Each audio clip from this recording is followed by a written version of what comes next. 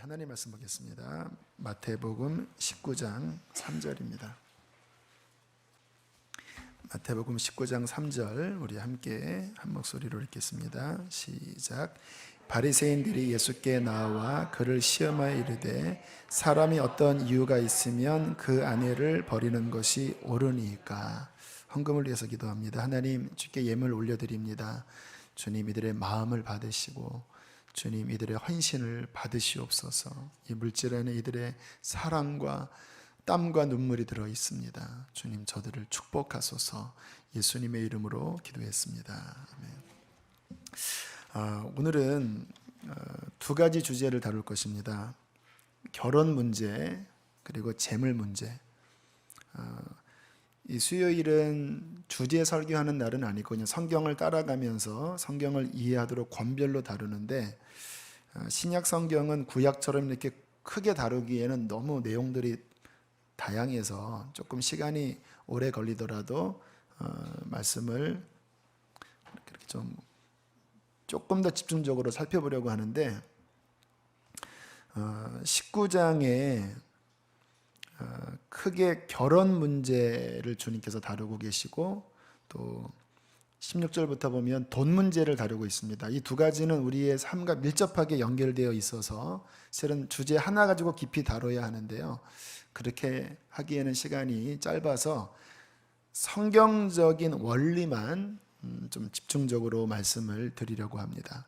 여러분, 우리가 신앙생활하면서 꼭 아셔야 될 것은요, 말씀이 기준입니다. 말씀이. 제가 여러 설교를 참조하기 위해서 다양한 훌륭한 목사님들 설교를 인터넷으로 연구하거든요. 근데 제가 느낀 게 뭐냐면, 다 하나님이 이렇게 기름 부으시는 종들 보면 똑같습니다. 말씀 중심입니다. 그냥 기가 막힌 이야기 별로 안 하셔서 감사하더라고요. 그냥 성경 원리 그대로 믿고 전하고 적용하고, 그게 능력인 것 같아요. 저와 여러분의 신앙생활에 왜 이 말씀을 살피냐면, 새로운 지식을 배우기 위한 게 아니라 말씀이 이 부분에 대하여 뭐라고 가르치는지를 듣고 내 중심으로 맞추지 말고 말씀 중심으로 맞추시는 겁니다. 그러면 하나님께서 그 삶을 축복하시는 거예요. 자, 이제 그런 측면에서 우리가 오늘 이 결혼 문제, 또 이혼 문제, 또 물질 문제를 살필 텐데요, 이 당시에 좀 배경을 살피면, 예수님 당시에 이혼이 너무 흔하게 자행됐던 시절이었다고 그래요. 황당한 이유로 남편이 아내를 버렸습니다. 이렇게 조사를 해보니까요, 아내가 밥을 하다가 태우는 게 이혼 사유랍니다. 밥 태웠어? 이혼 하면 이혼이에요. 아내와 말하다가 자기 순서가 아닌데 말을 끼어들어도 이혼 사유래요. 아니, 말대꾸에 이혼. 심지어는요, 강아지 때려도 이혼이라고. 좀 화나는 일이죠. 아무튼 그 당시에 너무 그 남자들의 어떤 그 폭군적인 이러한 상황들 때문에, 또 이혼도요 복잡하지 않고 증서 하나에 이혼하고 딱 사인하고 딱 던져주면 그날로 여자는 그냥 쫓겨나는 상황이 벌어진 거예요. 그래서 물어본 겁니다. 그게 이제 사회적 이슈가 되니까 바리새인들이 예수님 앞에 어떤 이유가 있으면 아내를 버리는 게 옳은 겁니까? 라고 질문을 한 거예요. 자, 그런데 그 당시에 그 유대인들이 그렇게 이혼을 쉽게 하게 된 실은 구약 신명기에 근거가 있었습니다. 신명기 24장에 보면 어떤 말씀이 있냐면요, 사람이 아내를 맞이하여 데려온 후에 그에게 수치되는 일이 있음을 발견하고 그를 기뻐하지 아니하면 이혼 증서를 써서 그의 손에 주고 그를 자기 집에 내보낼 것이, 이렇게 말씀. 모세가 그러한 율법 안에 그게 담겨져 있어요. 그러니까 화어링 납니다, 여러분. 그러니까 그냥 그 말씀 구절 하나 가지고 확대 해석해서 밥 태웠다고 이혼, 말대꾸했다고 이혼, 강아지 때렸다고 이혼, 말도 안 되는 식으로 여자를 쉽게 버리던 그러한 시절이었다라는 거예요. 자, 그때 예수님께서 대답하시는 게 참 기가 막힌데요. 4절부터 6절을 한번 잘 하시는 말씀, 결혼의 핵심적인 말씀이지. 한번 읽어보실까요? 시작. 예수께서 대답하여 이르시되 사람을 지으시니가 본래 그들을 남자와 여자로 지으시고 말씀하시기를 그러므로 사람이 그 부모를 떠나서 아내에게 합하여 그 둘이 한 몸이 될지니라 하신 것을 읽지 못하였느냐. 그런즉 이제 둘이 아니요 한 몸이니 그러므로 하나님이 짝지어 주신 것을 사람이 나누지 못할지니라 하신지라. 자, 이 말씀은 무슨 내용입니까? 신명기의 말씀보다 더 근원적인 결혼 제정은 창세기 2장이다 말씀하시는 거예요. 그럼 성경이 서로 모순되나?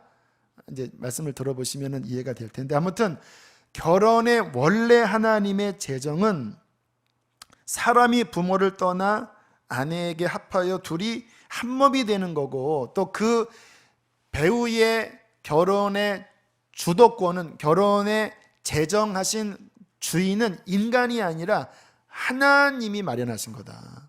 그렇기 때문에 하나님께서 짝지어 주신 것을 밥 태웠다고, 말 안 듣는다고, 성격 안 맞는다고, 돈 안 벌어온다고, 그 인간의 여러 사유로 그렇게 갈라지는 것은 하나님의 원래 창조 계획이 아니다라고 말씀을 하는 거예요. 그랬더니 사람들이 반문하잖아요. 이 질문이 예수님 걸려드리려고 질문한 거거든요. 그럼 예수님이 모세의 율법을 어기는 자냐? 응? 왜 모세는 이렇게 말했는데 왜 당신은 아니라고 말합니까? 라고 했더니 예수님께서 이렇게 성경을 깊게 해석을 해주십니다. 우리 8절 함께 읽겠습니다. 시작. 예수께서 이르시되 모세가 너희 마음의 완악함 때문에 아내 버림을 허락하였거니와 본래는 그렇지 아니하니라. 예수님이니까 이렇게 말씀할 수 있는 거예요. 그 당시에 모세가 왜 허락했냐면 하나님의 본래의 뜻이었기 때문에 허락한 게 아니라, 이러한 조항을 주지 않으면 무지막지하게 아내를 때리는 거야. 막 못 살게 굴고 막. 그러니까 차라리 그들의 완악함을 생각하면 차라리 어떤 문제가 있을 때 차라리 이혼 증서라도 써서 그 여자를 보호하는 게 그렇게 무지막지하게 하는 것보다 나으니까 그 완악함 때문에 허락한 것이다. 근데 원래 하나님의 뜻은 그것이 아니다.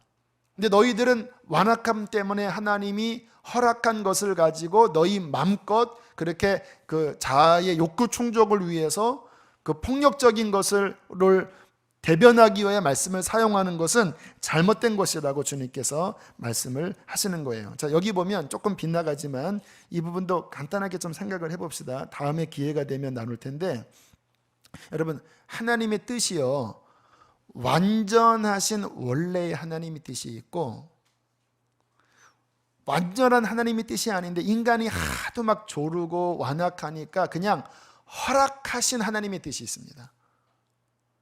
오늘 본문과 같은 경우 완전하신 하나님의 뜻은 지키는 건데, 그들이 완악하기 때문에 하나님께서 그냥 그렇게 해라.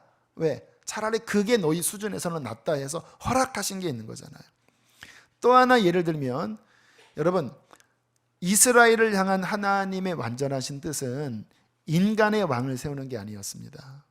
왜냐하면 이스라엘에는 하나님이 왕이신 거예요. 그런데 이스라엘이 막 땡깡 피잖아요. 우리도 왕 세워달라. 적군이 쳐들어오는데 이 옆나라 보니까 카리스마 넘치는 왕이 민족을 보호하더라. 우리도 언제까지 그냥 하나님이 사사 세우고 뭐 이런 것 기다리기 너무 힘드니까 하나님 우리도 왕을 세워주십시오. 그때 하나님께서 사무엘을 통해서 뭐라고 말씀하십니까? 허락해 주마. 하지만 그 왕 세울 때 막 천둥번개 치면서 원래 하나님의 뜻은 아니었다 말씀하십니다. 저는 이제 그 말씀 보면서 좀 이해가 안 됐던 게, 나중에 다윗 왕 같은 훌륭한 왕 세워지잖아요. 그 다윗 왕에서 예수님 나오시는 건데 그럼 하나님 뜻이 바뀌었나? 그런데 제가 이번에 지금 열왕기 상하 역대 들어가면서 알았습니다. 결국은요, 이스라엘이 왜 망했는지 아십니까? 왕 때문에 망했습니다. 왕이, 그 전에 사사시대는요, 하나님께서 누군가를 지도자로 세우면 그를 통하여 하나님이 왕이시고 하나님이 그때 세우신 사사를 통해서 문제를 해결해 나가셨거든요. 그리고 그 사사가 죽으면 여전히 하나님이 왕이셨어요. 물론 이스라엘이 타락했지만 그래도 하나님 그분이 어떠한 사람들을 손수택하셨는데, 왕정제도가 되면서 그냥 아들로 넘어오는 거예요. 아들이 훌륭한 자일지 훌륭하지 않은 자일지 모르는 거예요. 그냥 인간의 제조 시스템 아래서 왕정제도가 나가는 거예요. 그러다 보니까 이스라엘 보면요, 그 아들 또 쿠데타 하면서 계속 악한 왕이 민족 전체를 타락시키다가 망하게 되잖아요. 그러면 다윗 왕 같은 경우는 뭘까요? 제가 성경 보면서 깨달은 게, 다윗은 스스로 왕됨에 대하여 그렇게 인정하지 않았습니다. 다윗의 시편 보면은 계속 외치는 고백이 뭐죠? 왕이신 나의 하나님. 왜 다윗 시대에 부강했냐면, 다윗 시대는 본인이 왕이었지만 하나님의 원래 창조의 계획대로 주님, 내가 왕이 아니라 하나님이 왕이십니다. 계속 원래 하나님의 뜻을 인정했거든요. 그러니까 하나님께서 그 나라를 세워주시잖아요. 자, 우리 신앙생활에 왜 우리가 성경을 살펴보냐면요, 우리는 하나님이 어쩔 수 없이 우리의 완악함 때문에 그냥 허락해 버리신 뜻이 우리에게 이루어지기보다, 하나님이 우리에게 원래 계획하신 그 뜻을 쫓고 거기에 순종할 때 하나님의 온전한 은혜와 축복이 임하는 거예요. 그래서 우리가 말씀을 살펴보는 것입니다. 자, 그런 의미에서 오늘 이 결혼에 대한 부분을 살펴볼 텐데, 자, 결혼은 하나님이 만드신 신성한 거예요. 그리고 어쨌건 간에 하나님께서 짝지어 주신 거예요. 옆에 보세요. 이 인간도 하나님이 짝지어 주신 겁니다. 그래서 우리가 뭐 경제적인 능력이 없고 또 성격이 안 맞고 부모에게 잘하지 못한다 하는 이유로 내가 끝내야 되겠다 이러면 성경적으로 안 되는 거예요. 이러한 상담도 받았습니다. 이게 부부관계가 이게 부부로 법적으로 있으니까 나라에서 그 지원받는 게 돈의 액수가 차이가 나는 거예요. 그래서 우리는 같이 사는데 법적으로는 이혼하겠다고 해도 되겠냐고 질문합니다. 해도 될까요? 아니, 이혼하는 게 아니라 같이 사는데 이쯤 돈이 궁한 거예요. 그래서 법적으로라도 딱 하면 문제 그래도 하잖아요. 그래서 제가 안 된다 그랬어요. 여러분, 왜? 여러분, 하나님이 이 사회의 법도 하나님의 법이에요. 그렇잖아요. 법적으로 이혼하면요, 이혼한 겁니다. 그거는 같이 살아도. 그리고 같이 살아도 만약에 법적으로 갈라지면요, 마음이 일단 그게 나도 모르는 사이에 이완됩니다. 또 하나, 요즘은 살아보고 결혼하는 경우 있죠. 살아보고. 성경적일까요? 안 돼요. 그래서 결혼신고를, 혼인신고를 늦게 한다고 하더라고요. 1년 지난 뒤에. 아닙니다. 정확하게 결혼하고 혼인신고하고 같이 살아야 돼요. 결혼하고 혼인신고하지 않았는데 동거하면 둘 중에 하나, 회개하고 헤어지든지 아니면 빨리 결혼하십시오. 여기 그런 분은 안 계시겠지만 인터넷 듣는 당신 혹시 그렇다면 동거 그렇게 하는 거 아니에요. 하나님께서 아닙니다. 합당하게 결혼하고 그리고 혼인신고하고 그렇게 살아야 하는 거예요. 자, 그러면서 하나님이 이혼이 가능한 사유 하나를 하나님께서 말씀을 하십니다. 9절 말씀 함께 보겠습니다. 시작.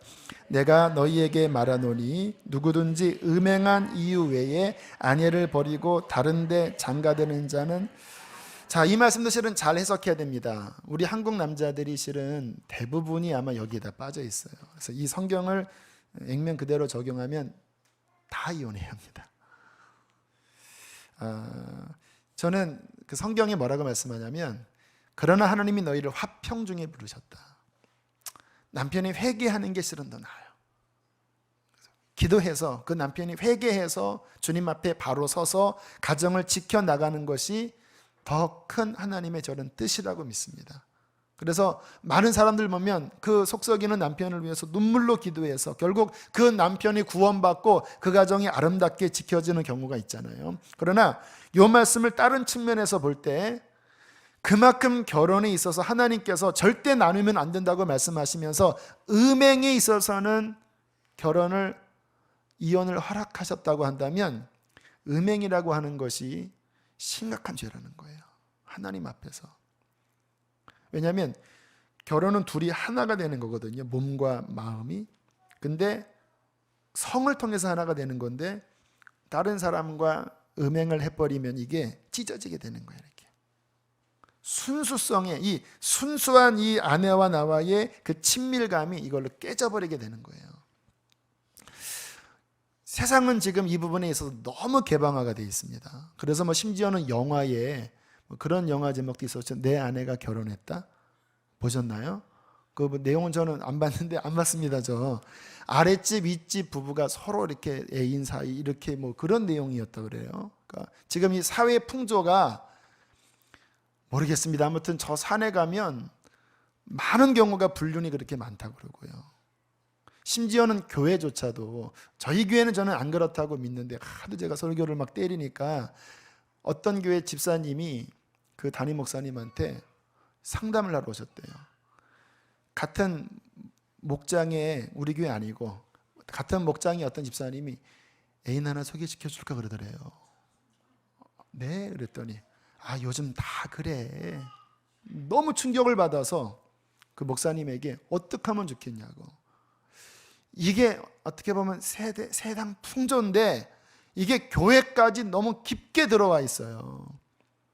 여러분, 성경 신구약 전체에 있어서 간음이라고 하는 것이 얼마나 하나님이 정말 심각하게 다루시는, 물론 모든 죄가 심각하지만 하나님께서 다루시는, 이렇게 세게 다루시는 죄 가운데 하나가 간음. 하나님의 그 첫 창조의 아름다운 완성품인 그 가정을 깨트리게 만드는, 정말 하나님 가슴을 아프게 하는 것이 간음이에요. 혹시 그런데 빠진 분이 있다면 회개하셔야 됩니다. 예수의 피 앞에 정리하시고 이 부분을 잘 지켜야 가정이 지켜질 수 있는 것입니다. 고린도전서 6장에 보면요, 간음하는 자는 하나님의 나라를 유업으로 받지 못한다고 말씀하세요. 하나님의 천국 못 가는 거예요. 이거는 심각한 죄예요. 크리스찬은 누구냐? 전에 그랬던 우리가 예수의 피와 성령의 능력으로 씻음받은 자들이 크리스찬이에요. 예전에 그랬을 수 있어요. 그러나 이제 정말 예수를 믿는다면 예수의 보혈과 성령의 능력으로 이 부분에 정결하게 씻음받고 정말 회복된 아름다운 주님의 가정으로 다시 한번 보혈로 씻어진 것이 바로 크리스찬의 가정이라고 믿습니다. 사랑하는 교우 여러분, 가정을 지킵시다. 또 만약에 지금 이미 그렇게 된 사람이 있다면, 그러나 그 안에서 하나님의 거룩함을 지켜나갈 때 주님께서 우리의 삶에 더 깊은 임재로 함께해 주실 것입니다. 자, 가정은 내년 가정의 달에 좀 더 자세히 나누고요. 자, 오늘 돈에 대한 부분을 좀 집중적으로 살펴보겠습니다. 잘 아는 말씀인데 많은 분들이 이 말씀 되게 부담스러워합니다. 자, 부자 청년에 대한 말씀 16절로 넘어와서, 자, 이 돈에 대한 말씀은 저나 여러분이나 실은 고민이 많이 되는 말씀이에요. 돈에 대해서 자유한 사람이 실은 없습니다. 성경 액면 그대로 적용하면 여러분 재산 다 파셔야 합니다. 이렇게 깡통 들고 선교지 나가셔야 돼요. 한 가지 질문하겠습니다. 여기 지금 부자 관원 나왔는데 여러분은 부자인가요? 아니면 가난한 사람인가요? 이 참 부자라는 개념이 상대적이에요. 본인 40평대 집에 살 때 그렇게 편안하다가 친구네 집 100평 갔다 오면 너무 괴롭다고 그래요. 초라한. 저는 지금 사는 집이 넓거든요. 근데 제가 신방 다니는 집이 주로 50평대입니다. 어느 순간 제 집이 작아 보이더라고요. 33평인데 34평인가? 너무 저는 커요. 저 멀리서 애들이 뛰어나오고 찾기 힘든데, 다니고 우리 집 보니까 너무 왜 이렇게 조그맣지? 이런 생각이 들어요. 그만큼 이 부에 대한 개념은 상대적인데 지구가 100명이 사는 마을이라면 그 영상 혹시 본 적이 있나요? 이 지구를 100명이 사는 마을로 축약했다고 칩시다. 아시아, 유럽, 아메리카 대륙, 이러한 사람들을 이렇게 축약해서 100명으로 환산을 했을 때, 자, 이제 부에 대한, 자, 이게 차등을 보면요. 당신이 은행 예금 계좌를 가지고 있다면 당신은 그 마을 100명 중에 부요한 30명 안에 듭니다. 반면 그 100명 중 최하위층 18명은 하루에 1,000원도 안 되는 돈으로 버티기에 급급하대요. 자가용을 소유한 사람은 그 100명 중 상위 7% 아래 든대요. 7%. 우리나라 되게 잘 사는 거죠. 상위 7%. 오직 12명만이 컴퓨터를 갖고 있고 그중 3명만이 인터넷 할 수 있습니다. 여기 지금 다 상위 3% 안에 드는 분들이에요. 중등교육 이상을 받은 사람이 7명이며 놀라지 마세요. 대학 교육 받은 사람은 1명뿐입니다. 신기하죠? 와, 여러분 대단한 분들이에요. 그 중에 100명 중 14명은 글조차 읽지 못합니다. 음식을 넣어둘 냉장고와 잠잘 침대가 있고 지붕 있는 집이 있다면 당신은 전 세계 인구 중 75%보다 부유합니다. 상위 25% 안에 드는 거예요. 질문하겠습니다. 여러분들은 부자일까요? 가난한 사람일까요? 대단한 부자입니다. 대단한 부자예요. 상대적으로 지금 빈곤함을 느끼는 거지. 여러분, 세종대왕 여러분 차 같은 거 다 못 잡았어요. 세종대왕 여러분 바나나도 못 들어보셨어요. 지금 저 오늘 바나나 하나 먹고 왔거든요. 와, 세종대왕이 옛날에 왕들도 누리지 못한 호사를 지금 우리는 불평하며 누리고 있습니다. 자, 무슨 말씀 드리냐면요, 이 성경에 나온 이 부자 관원이 우리라는 겁니다. 우리. 그러니까 남 얘기를 보지 마시고 지금 내 입장에서 보셔야 돼요. 자, 16절 함께 보겠습니다. 시작.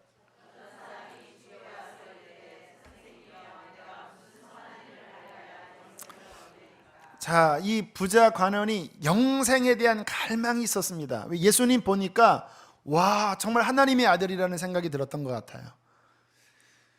저분은 나한테 천국 갈 길을 알려주실 수 있는 거룩한 분이야. 그래서 이 부자 청년 이야기가 마태, 마가, 누가 다 나오는데 다 표현이 조금씩 다 달라요. 막 누가 보면 막 달려와서 확 무릎을 꿇고 선한 선생님, 내가 어떻게 해야 영생을 얻을 수 있겠습니까? 그렇게 영적 갈망을 가진 이 부자 청년을 보고 마가복음에 보면 예수님께서 사랑스럽게 여기셨다고 말씀하십니다. 왜? 그 갈망이 너무 귀했던 거예요. 자, 그러면서 예수님께서 그 부자 청년에게 17절부터 21절까지 이렇게 말씀하시는데, 자, 세 가지를 실은 말씀을 하시는 거예요. 자, 한번 세 가지를 찾아보세요. 18절부터 21절까지 함께 17절부터 18절부터 읽겠습니다. 시작. 이르되 어느 계명이오니까 예수께서 이르시되 살인하지 말라, 간음하지 말라, 도둑질하지 말라, 거짓 증언하지 말라, 내 부모를 공경하라, 내 이웃을 내 자신과 같이 사랑하라 하신 것이니라. 그 청년이 이르되 이 모든 것을 아직도 무엇이 부족하나이까? 예수께서 이르시되 내가 온전하고자 할진대 내 소유를 팔아 가난한 자들에게 주라. 그리하면 하늘에서 보화가 내게 있으리라. 그리고 와서 나를 따르라 하시니. 자, 시간상 제가 이제 설명해 드릴게요. 어떻게 해야 영생을 얻을 수 있겠습니까? 라는 질문에 예수님께서 세 가지를 대답하세요. 첫 번째, 계명을 지켜라. 계명을. 그 중에서 이웃 사랑에 대한 계명을 지켜라. 그랬더니 이 청년이 얼마나 대단한지 다 지켰다고 그러는 겁니다. 다 지켰다고. 야, 대단하죠. 살인하지 말라, 물론 가능하죠. 간음하지 말라, 도둑질하지 말라, 거짓 증언하지 말라, 부모 공경하라, 내 이웃을 내 자신같이 사랑하라. 다 지켰다라는 거예요. 그러니까 이 청년은 굉장히 종교적이고 굉장히 거룩을 추구했던 사람이었던 것 같아요. 근데 주님께서 그 청년의 중심을 꿰뚫어 보시면서 하시면서 한마디를 더 하셨습니다. 내가 온전하고자 할진대 내 뭐를 팔라고요? 소유를 팔아서 가난한 자들에게 주라. 두 번째입니다, 이게. 그리고 세 번째 뭐라고 말씀하셨습니까? 그리고 와서 나를 따르라.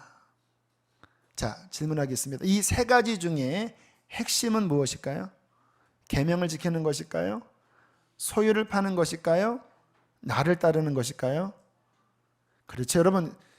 영생은 예수님을 따르는 데 있는 거예요. 내가 곧 길이요 진리요 생명이니 나로 말미암지 않고는 아버지께로 올 자가 없다 그랬잖아요. 신앙은 지난주 계속 드린 말씀, 예수를 바라보고 예수를 따라가는 거예요. 그런데 예수께서 그냥 처음부터 나를 따르라 해야지 왜 갑자기 소유 문제를 건드렸을까요? 이 청년 마음 안에 주님을 따르는데 치명적인 걸림돌이 그 마음에 있었던 거예요. 주님을 따르려면 주님이 주인 되어야지 따르잖아요. 그런데 청년을 가만히 보니까 종교적입니다. 영생을 사모해요.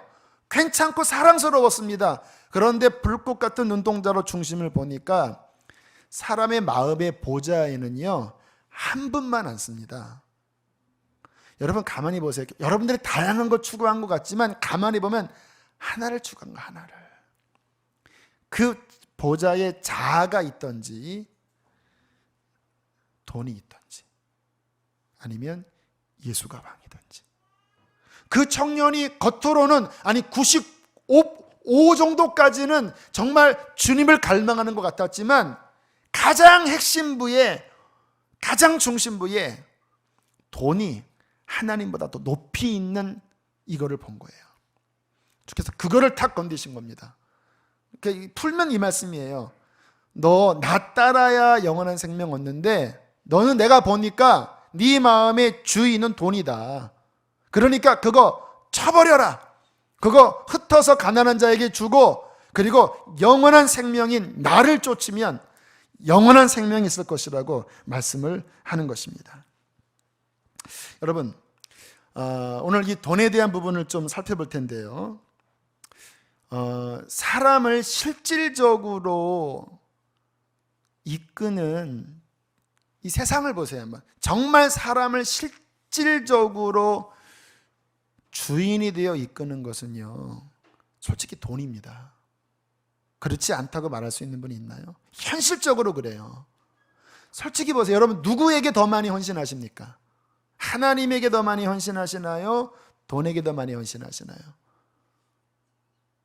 하나님 볼 때 더 기쁘시나요? 돈을 볼 때 더 기쁘시나요?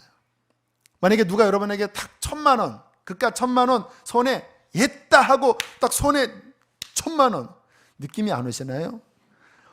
그때 내 마음에 느끼는 이 기쁨이 큰가요? 아니면 내가 주님의 그 귀한 은혜를 받을 때 내 마음에 일어나는 반응이 더 큰가요? 아마 주님의 은혜가 반응이 더 크다고 말은 그렇게 하시겠죠. 근데 진짜 돈이 올 때 많은 경우 이게 훨씬 더 우리에게 더 큰 기쁨이 되는 거예요. 마태복음 6장에 보면 주님께서 말씀하실 때 너희가 하나님과 맘몬, 재물, 이 신이거든요. 맘몬, 재물, 예수님이 하나님과 재물을 이라고 이렇게 두 개 비교할 때 그 뉘앙스는요, 두 개 다 신적인 의미에서 이야기한 겁니다. 하나님이라고 하는 참신과 맘몬이라고 하는 이 물질신을 뭐 할 수 없다고요? 겸하여 섬길 수 없다. 겸하여.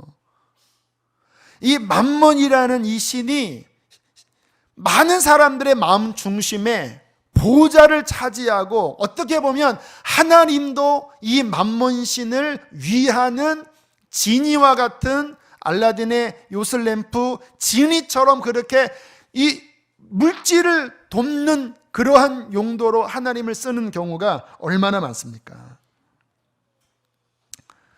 주님께서 이 부자 청년의 중심 아래 돈이 꽉 들어차 있는 것을 보시고 주께서 근심하신 겁니다.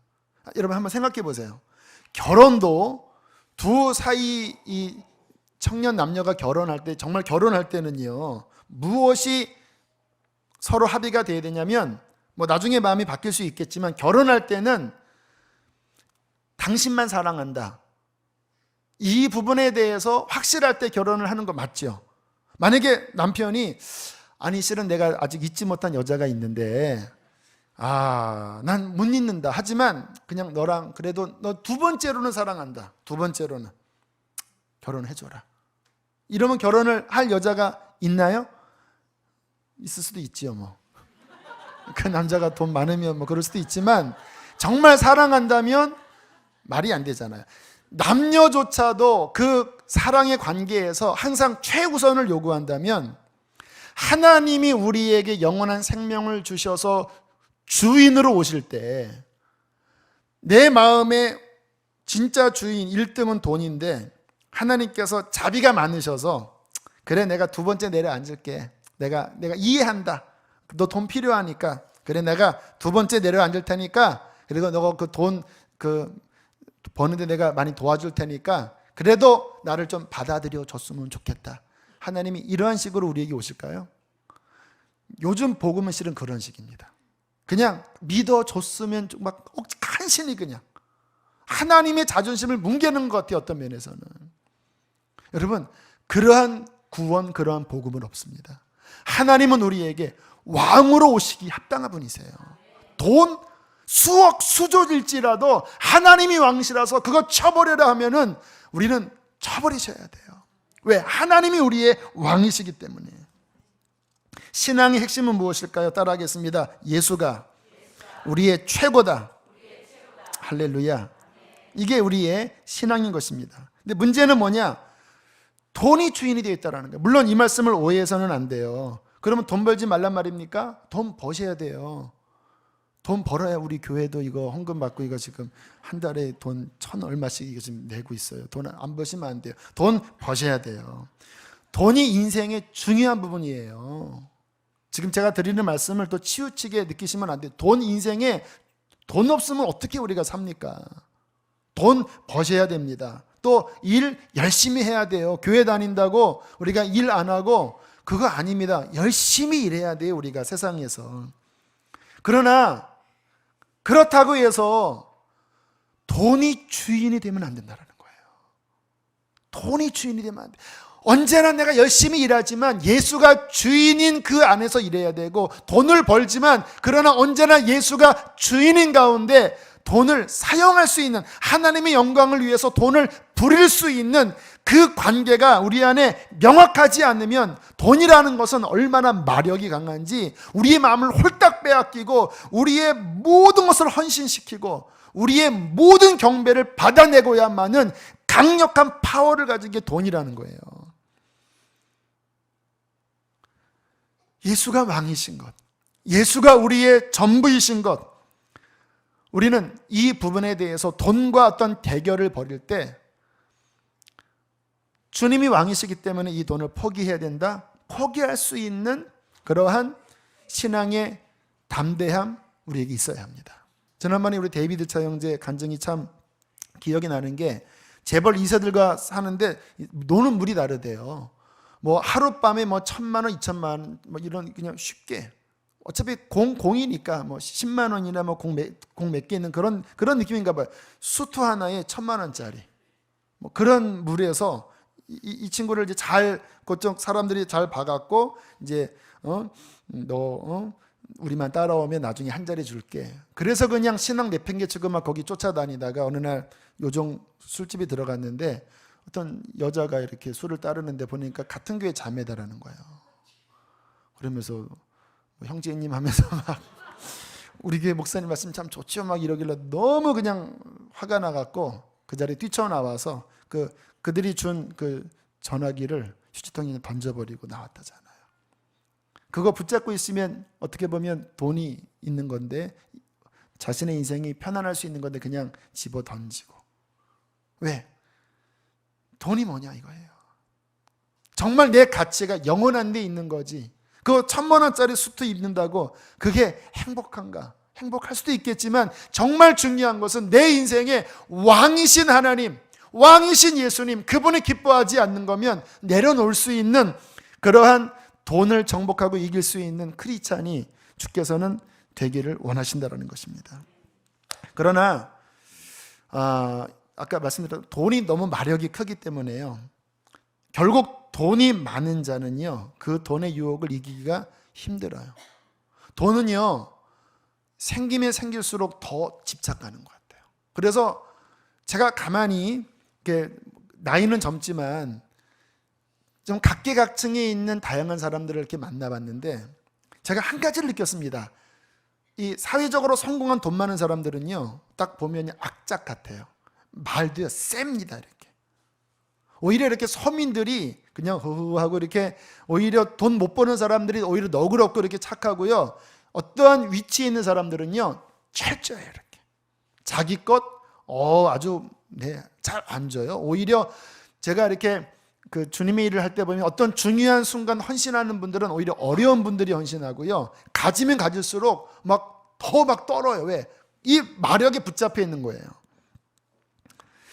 결국 주님께서 그 부자 청년의 그 마음을 사로잡고 있는 물질을 탁 치실 때 그 부자가 기뻐서 순종했습니까? 근심하고 떠났습니까? 여러분, 예수님 만나고 근심한 사람 많지 않습니다. 이렇게 영생을 얻기 위하여 왔다가 이렇게 근심하여 돌아간 사람, 이 사람밖에 없어요. 다 예수님 앞에 구원을 갈망하여 온 사람들은 근심하여 왔다가 다 행복하고 돌아갔거든요. 그런데 이 부자 청년만큼은 얼마나 돈의 힘이 센지 주님의 명령 앞에 근심하고 결국은 그럴 순 없지 하고 돌아간 거예요. 나 영생 원하지만 이거는 포기 못해 하고 돌아가 버린 것입니다. 그 모습을 보시고 예수께서 이렇게 말씀하십니다. 23절 24절 두 절을 읽겠습니다. 시작.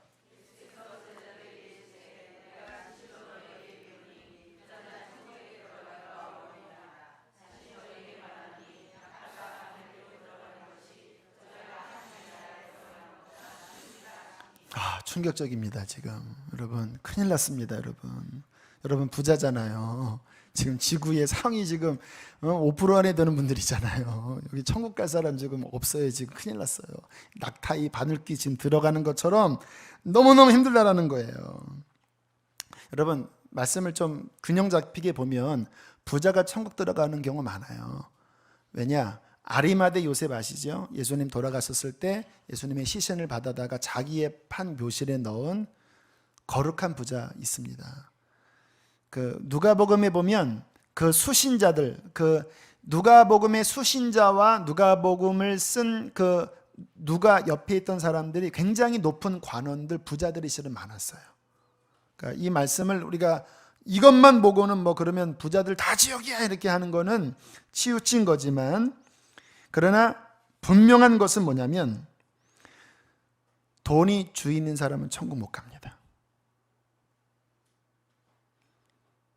예수님이냐 돈이냐 했을 때 돈을 예수님보다 더 따르는 사람은 천국 못 가요. 그가 돈이 재산이 10억이든 1000만 원이든 상관없습니다. 부자라는 개념이 그럼 10억까지 부자입니까?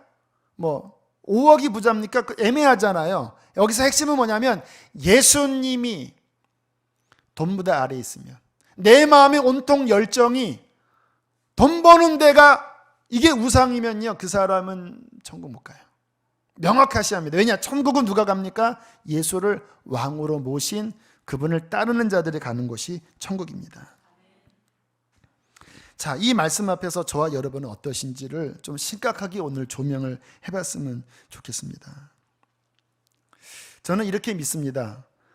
저나 여러분이 진정한 신앙생활을 한다면 오늘 본문처럼 주께서 돈을 다 버려라 라고 하시지는 않겠지만, 그러나 반드시 돈 문제를 다루십니다.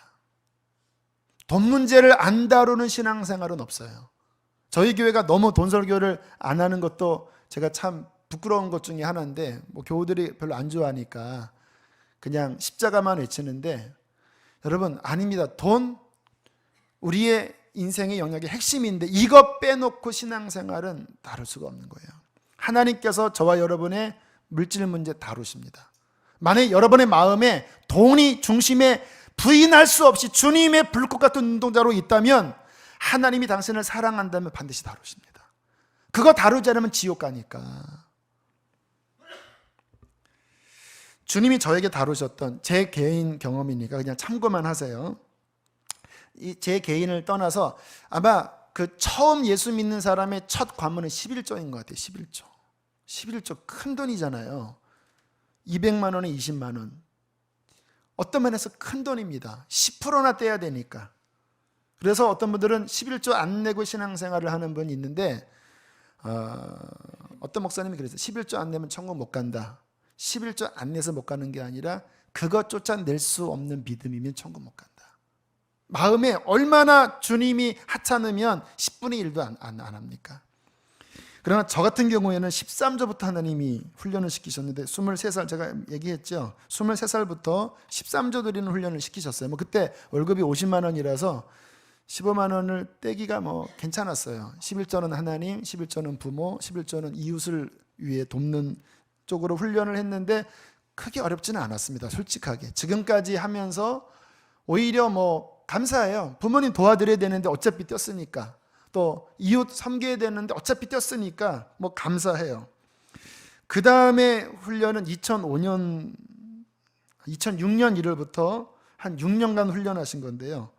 용돈을 안 받는 훈련을 시키셨습니다. 사례는 받지만 제가 아내에게 나 훈련이다. 하나님이 주신 대로 살아가겠다. 6년을 훈련했는데요. 어느 때는 주님 돈 주세요 하면은 누가 어디다 봉투 탁 놓고 가요. 이렇게 읽어보면요. 주시라 그런 데로 좀 이상한 글씨 써 있고 거기에 1,000원짜리, 10,000원짜리, 100원짜리까지 들어 있어요. 이렇게. 그래서 그거 보고 내가 하나님 앞에 간절하게 했던 그게 이렇게 전달됐는지 복잡하게 해서 이렇게 왔더라고요. 아무튼 그 훈련을 한 6년간 조지 물려처럼 받았는데 감사한 훈련이었습니다. 그 다음에는 선한 목자교회에서 건축 헌금이 매해마다 작정하는, 매해마다 2월이면 아무튼 시험의 시절인데 그때 처음 이제 건축헌금 작정할 때 아내한테 제가 오늘 확인했더니 이제 그때 한 가족당 100만 원에서 이제 가족 수대로 헌금을 했거든요. 많잖아요, 우리가. 그렇게 하고 나니까 아내가 하는 말이 생활비가 5만 원 남더래요. 그러니까 헌금 내고 공과금 떼고 다 하고 한 달에 밥 먹고 이거 남으면 5만 원 남는 거예요. 근데 또 신기하게요. 하나님이 이상하게 이렇게 또 교우들이 갖다 주고 먹고 기뻐요 하면은 그냥 그날로 와요, 이렇게. 아내 그때 임신 중이었는데 원하는 거는 저한테 제가 이야기하지 말라 그래요. 여보, 난 어차피 돈 없고 당신 진짜 남편은 예수님이다. 그러니까 자꾸 나한테 그러지 마라. 진짜 기도하면요, 진짜 그날로 거의 왔습니다. 그러면 저는 같이 기뻐서 함께 먹어요.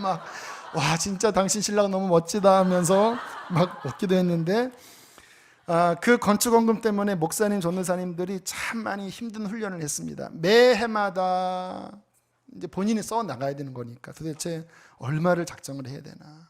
그럼 다달이 이렇게 뻔하잖아요. 교회 11조 떼고 헌금 내고 이렇게 하면은 이 목사라는 이 재정이 이게 빠듯한데 거기에 건축헌금까지 이렇게 떼면은 진짜 5만 원, 10만 원 가지고 한 달을 살아야 되는 거예요.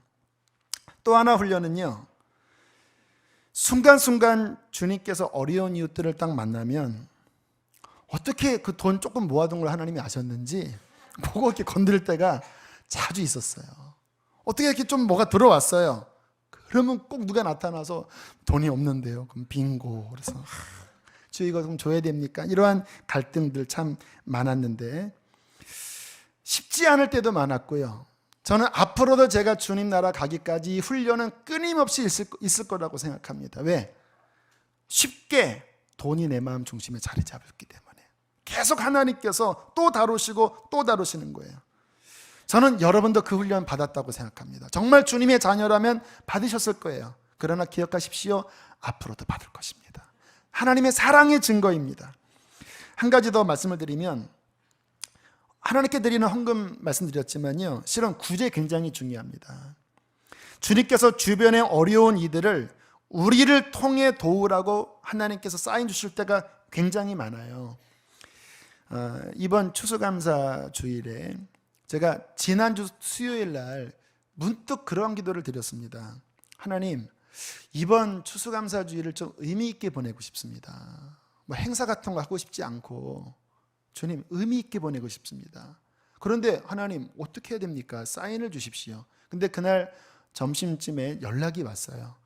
그 사이판 복음교회 목사님 저랑 좀 만나게 하고 싶다고. 근데 제가 굉장히 귀한 분으로 그 전부터 들었거든요. 뭐 누굽니까?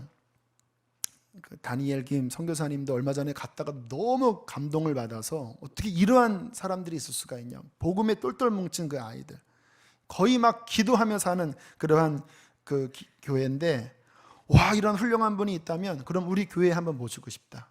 그리고 오시게 됐는데 이야기가 이 뇌의 이 뇌종양이 그동안 그 전에 발견됐는데 뭐 복음으로 사시는 분이니까 그거 전혀 신경 쓰지 않고 전 세계 다니면서 계속 복음을 전하신 거예요. 그러다가 이게 터진 겁니다. 눈도 잘 이제 안 보이고 귀도 안 들리시고.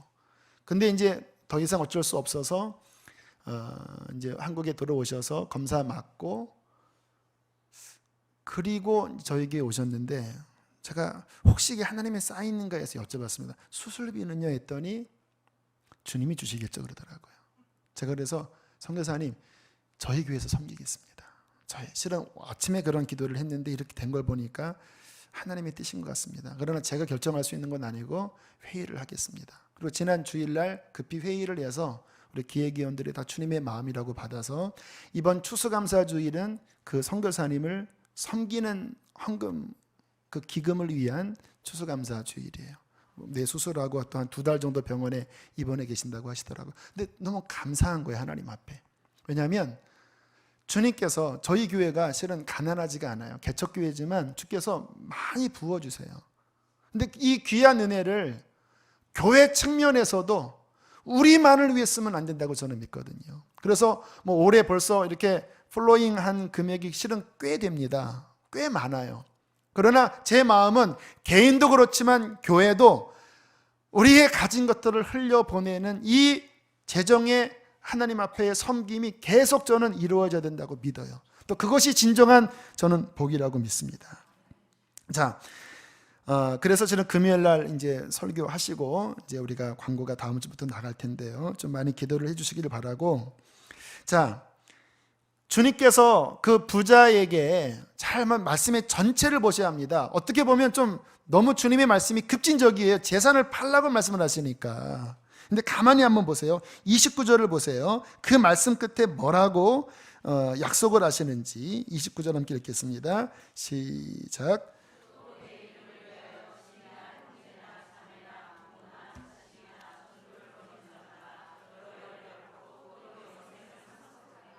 자, 물론 저는 그런 설교는 하고 싶지 않습니다. 돈 놓고 돈 먹기. 이거 헌금하면 이거 온다. 저는 그런 식은 아니에요. 그거는 바르지 않습니다. 하나님을 사랑하는 마음으로 또 순종하는 마음으로 내 인생의 주가 주님이기 때문에 주가 감동하실 때 순종하는 것 뿐이에요. 그러나 제가 경험한 하나님은 정말 인자하시기 때문에 그렇게 어린아이처럼 주님께 사랑한다고 드렸던 것에 대하여 입 닦지 않으시더라고요. 여러분, 아이한테 이렇게 뭔가 부모가 이렇게 시험하잖아요. 그거 나한테 줄래? 근데 아이가 기쁜 마음으로 주면 부모는 더 얹어서 실은 주로 줍니다. 안 그런 부모도 있지만 주로 그래요. 이렇게. 근데 제가 경험한 하나님은요, 정말 그러한 부분에 있어서 과도하게 풍요로우세요. 우리를 요구할 때는 마치 이삭을 달라고 할 때 정말 자린고비처럼 막 잔인한 하나님처럼 어떻게 이럴 수가 있냐 하지만 그것을 통과한 다음에 내리시는 은혜를 보면요, 기가 막혀요. 저와 주변의 삶을 한번 간증을 해볼게요. 제가 23살 때부터 13주 했다고 그랬잖아요. 그때부터 지금까지 저의 삶을 보면요, 마르지 않아요. 하나님이 진짜 그렇다고 제 수중에 많지는 않지만 항상 내가 뭐 갖고 싶다. 좀 내가 괜히 뭐 허영들 기타 좀 좋은 기타가 갖고 싶다. 지금 제 사무실에 마틴 기타 있습니다. 150만 원짜리예요. 주께서 그렇게 허락하신 거예요. 제가 일부러 산 게 아니라 이렇게 열어주신 거예요. 좀 아이패드가 갖고 싶다. 하나님께서도 그렇게 역사해 주셔서 어떤 분이 감동돼서 그런 쪽에 일하시는 분이 또 쓰던 것도 주시기도 하셨어요. 제가 대학원까지 졸업하면서 저희 집은 부자가 아니거든요. 근데 한 번도 학비 걱정한 적이 없어요. 어떻게 왔냐고 몰라요. 그때마다 어떻게 하면 좀 채워졌어요. 지금까지 하나님께서 진짜 마르지 않게 풍족하게 채워주신 그 이면 안에는 제 마음에 그동안 하나님 앞에 이 물질에 훈련받고 이렇게 섬겼던 것에 대한 하나님의 풍족한 은혜구나라는 생각이 들어서 감사해요. 더군다나 보세요. 이 개척 나온 거 생각해 보세요. 지금 이렇게 제가 그 교회에서 그 막 믿음 싸움하면서 드린 것에 비교할 수 없이 넘치게 해서 하나님이 나오게 하셨습니다. 이번에 강남 선화목자교회 불림 나가신 병기순 목사님, 그분은요 그 선화목자교회 계실 때 몇 년 전입니다. 부모에게 이제 아버님이 돌아가시면서 유산을 받으셨대요. 몇 천만 원을. 그런데 하나님이 감동하셨대요. 그거 깨트려라. 그래서 고민하다가 건축헌금을 드리셨어요. 근데 이분이 큰 축복을 받으셨습니다. 노총각이셨거든요. 9년 연하의 여자를 만나시고 성령 충만한 애기 막 배구 막 전도하는 사모님이세요. 진짜 대단한 사모님 만나시고 이번 개척 나오실 때 15억 융자를 받고 나왔습니다. 쉽지. 근데 그거를 회의 통과할 때 장로님 중에서 한 분만 반대해도 그거 깨지는 거예요. 실은 제가 나올 때 저는 이제 수지를 오려고 했는데 갑자기 어떤 장로님이 그 세곡동에 종교부지가 나왔다고 차라리 제가 거기로 들어가자고 막 안건을 낸 겁니다. 한 분이 반대해서 깨졌어요. 제가 깨질 때 감사했습니다. 저는 세곡동은 아닙니다. 저는. 그래서 아무튼 그분은 근데 그게 15억 융자 받아서 이렇게 나오셨어요. 제가 근데 그 보면서 야, 우리 하나님은 뭔가를 이렇게 깨트리게 하실 때 뭔가를 계획하시는구나. 어떤 전도사님은요, 저랑 이제 같은 사역을 했던 전도사님이셨는데 그때 이제 건축헌금 작정할 때 너무 세게 받으신 거예요. 월급이 150만 원이거든요. 그런데 1년에 1000만 원 작정을 하신 거예요. 참나. 그러면 한 달에 50만 원도 안 남는 거예요. 뭐 11조 떼고 하면은. 그러니까 막 주변에서 다 걱정한 겁니다. 그런데 그렇게 그 사모님이 제 아내랑 친했는데 옆에서 산 증인입니다. 주변의 형제들이 안 도왔다가 갑자기 그 일 이후에 하나님이 감동하셨어. 너 후원해 줄게. 막 이러한 일들이 막 벌어지면서 그 1년을 기적같이 보냈고요. 그 전도사님이 목사 안수 받고 미국 유학 갈 때 선화목자교회에서 월 2,000불의 지원을 하기로 결의를 하고 지금까지 하고 있어요. 월 240인가요? 그분 미국 내내 있을 때까지 5년이든 10년이든 계속 나가는 거예요. 그러니까 가만히 보면 하나님이 뭔가를 계획하실 때 그 부분에 대해 감동하시는, 이삭을 하나님께서 바치라고 할 때 그것이 통과된 다음에 하나님의 언약이 엄청나게 이제야 네가 나를 격려하는 줄 알았다. 내가 정말로 너를 복주고 맹세하건대 복주겠다. 21절 한번 보세요. 21절 함께 읽겠습니다. 21절 시작.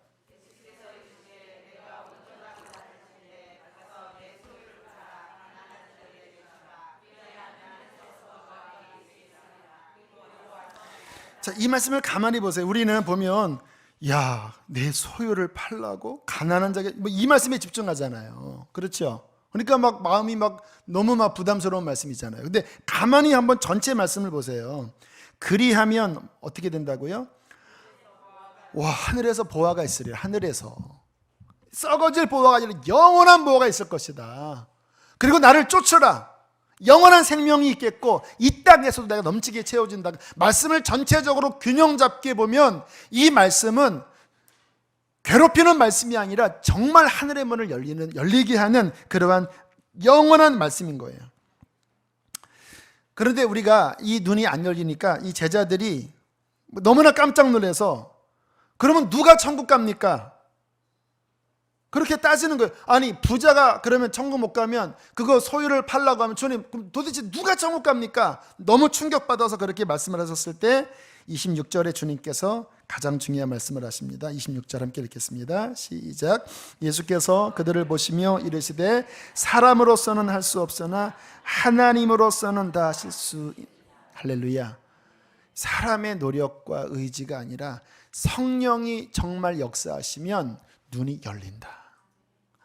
하늘의 보화가 보인다라니까요. 저도 아까 그 고민스러웠다고 그랬잖아요. 막 순간 아무튼 없을 때는 괜찮았는데 뭐가 좀 들어올 때는 이게 좋아요. 근데 이거를 또 이렇게 또 흘려보내야 된다고 할 때는 막 저도 이 부자처럼 막 괴로워요. 근데 그때마다 제가 기도하면 뭐가 보이냐면 이후로부터 몇십 년 뒤에 내가 주님 앞에 섰을 때 요 보잘것없는 재정과 요 시간이 그때 주님 앞에 가면 주님이 내게 뭐라고 말씀하실까? 그때 주님께서 내게 어떻게 갚아주실까? 이렇게 생각을 하면요, 아깝지만 정리가 돼요. 영원한 이 시각의 눈이 성령을 통하여 열려지면요, 조금 참고 조금 내가 들쓰고 그렇게 나누고 주님 앞에 섰을 때에 영원히 인정받고 상받는 것이 남는 장사다. 이 눈이 열리면 그게 되어지더라고요. 할렐루야. 사람의 노력과 어떤 자비심으로 안 됩니다. 그러나 정말 예수를 바라보고 성령이 역사하시면 사람으로 할 수 없는 그 무력이 깨어지게 되는 거예요. 초대교회 성령 임하셨을 때 수많은 사람들이 자신의 재산을 사도들의 발 앞에 놓으면서 가난한 사람을 돕고 정말 주님만 바라보는 천국과 같은 공동체가 형성됐잖아요. 그게 캠페인으로 된 게 아니라 성령이 임하셔서 하나님이 역사하시니까 가치관이 바뀐 거예요. 여러분, 하나님 앞에 마음을 여십시오. 예수를 왕으로 모시십시오. 예수를 왕으로 모실 때, 성령이 역사하실 때 내가 이길 수 없고 내가 어찌할 수 없는 내 마음이 변화되게 될 것입니다. 그분이 왕이 되신다면 우리의 삶에 그분의 영광이 나타나 우리의 가정을 변화시키고 우리의 재정의 영역을 변화시키시고 하나님의 영광을 위하여 쓰임받게 하실 것입니다. 함께 이 시간 찬양하고 기도하겠습니다. 왕이신 나의 하나님, 내가 주를 높이고 영원히 주의 이름을 송축하리다. 우리 함께 찬양 고백하시고, 하나님, 주님이 나의 왕이십니다. 나의 가정에도 왕이시며 나의 물질의 영역에도 왕이십니다. 주님, 내가 이 물질에 사로잡혀서 막 전전긍긍하고 욕심에 빠져있고 주님, 이제 내려놓습니다. 주님, 망해도 좋습니다. 주님이 나의 왕이십니다. 주님, 나를 다스리소서. 함께 이 찬양 고백하고 다시 한번 주인을 명확하게 하길 바랍니다. 왕이신 나의 하나님, 왕이신 나의 하나님, 내가 주를 높이고 영원히 주의 이름을 송축. 우리 하나님 앞에 손을 내밀 수 있는 사람들은 손을 내밀고 왕으로 주님을 초청합시다. 돈이 왕이 아니라 예수가 왕이십니다. 왕이신 나의 하나님, 내가 주를 높이고 영원히 주의 이름을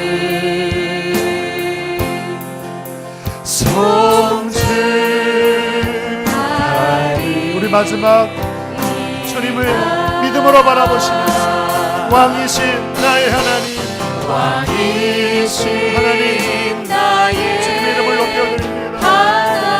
나의 삶의 모든 영역에 통치하소서. 내가 주를 높이고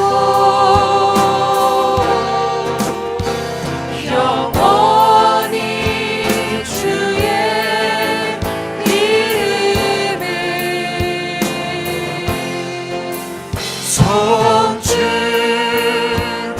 송축하리. 시간 크게 주님 두 번을 치시고 말씀을 기억하며 기도하겠습니다.